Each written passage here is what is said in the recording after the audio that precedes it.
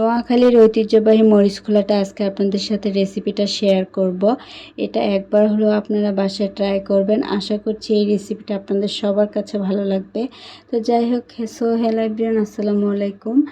তো আমি এখানে নিয়েছি পাঙ্গাস মাছ। আপনারা চাইলে বড় যে কোনো ধরনের মাছ নিতে পারেন, তেলাপিয়া মাছ দিয়েও হয়। তারপরে এখানে শুকনো মরিচ, তারপরে পেঁয়াজ, রসুন, এগুলো আমি ভিজিয়ে রাখছিলাম কেটে। এখন এগুলো বাটাবাটির পালা।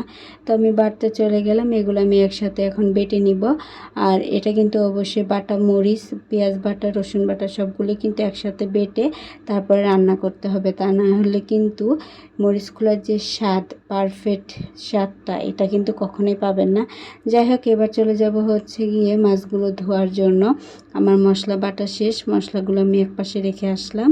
তারপরে এখানে মাছের মধ্যে দিয়ে দিচ্ছি, যেহেতু পাঙ্গাস মাছ তাই আমি এক টুকরো লেবুর রস আর দিয়ে দিব লবণ। লবণ দিয়ে এটাকে ভালো করে একটু মাখিয়ে তারপরে ধুয়ে নিব, যেন পাঙ্গাস মাছে যদি কোনো রকমের স্মেল থাকে সেগুলো চলে যায়। তারপরে গিয়ে মাছগুলো কিন্তু অবশ্যই ছোট ছোট করে কেটে নেবেন, তাহলে মশলাটা ভালো করে মাছের মধ্যে ঢুকবে। তো এখানে সব কিছু দিয়ে এখন মাখিয়ে নিচ্ছি। মাখিয়ে তারপরে ধোয়াধুয়ির পালা।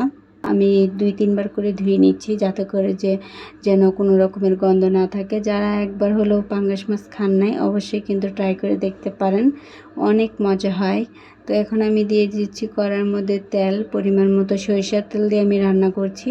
সরিষার তেল দিয়ে রান্না করলে কিন্তু আপনারা পারফেক্ট স্বাদটা পাবেন। এছাড়া সয়াবিন তেল দিয়ে রান্না করলে তেমন একটা স্বাদ পাওয়া যায় না। যাই হোক, আপনাদের কাছে যদি সয়াবিন থাকে সয়াবিন তেলই দিয়ে দিবেন। তো তেলটা গরম হয়ে আসলে ওটার মধ্যে আমি বেটে রাখা মরিচ, তারপরে পেঁয়াজ বাটা, রসুন বাটা, এগুলো একসাথে যেহেতু বাটছি ওগুলো দিয়ে দিলাম।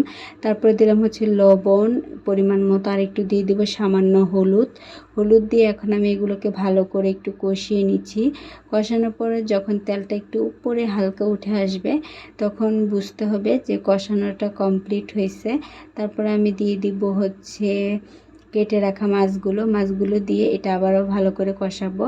কষিয়ে তারপরে দিয়ে দিব পানি। এটাকে ভালো করে একটু কষিয়ে নিচ্ছি।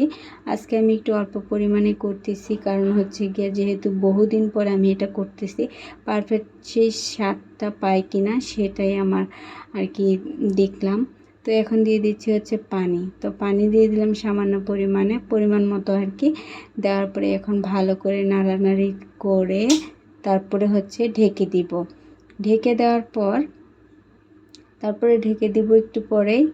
পানি দেওয়া শেষ, এখন ঢেকে দিয়েছি। তারপরে এই তো চলে আসলাম, আবার বলক আসছে। এটাকে আবার লাড়াচাড়া করে তারপরে আবারও একটু ঢেকে দিব। এখনও হয় নাই, আরও কিছুক্ষণ সময় লাগবে। একেবারে মাখা মাখা করে ফেলবো গাইস। আমার কিন্তু রান্নাটা কমপ্লিট হয়ে গেছে। তো আমি আর লোভ সামলাইতে পারলাম না, চলে আসলাম আমার প্লেটে। আমি ভাত নিয়ে নিয়েছি, তারপরে নিয়ে নিলাম মরিচ কলা। বিসমিল্লাহ, সেই স্বাদ হয়েছে গাইস। আপনারা একবার হলেও কিন্তু অবশ্যই বাসায় এটা ট্রাই করবেন। খুবই সিম্পল রান্নাটা, আশা করছি ভালো লেগেছে। তো আজকের মতো এই পর্যন্ত। আল্লাহ হাফিজ, টাটা।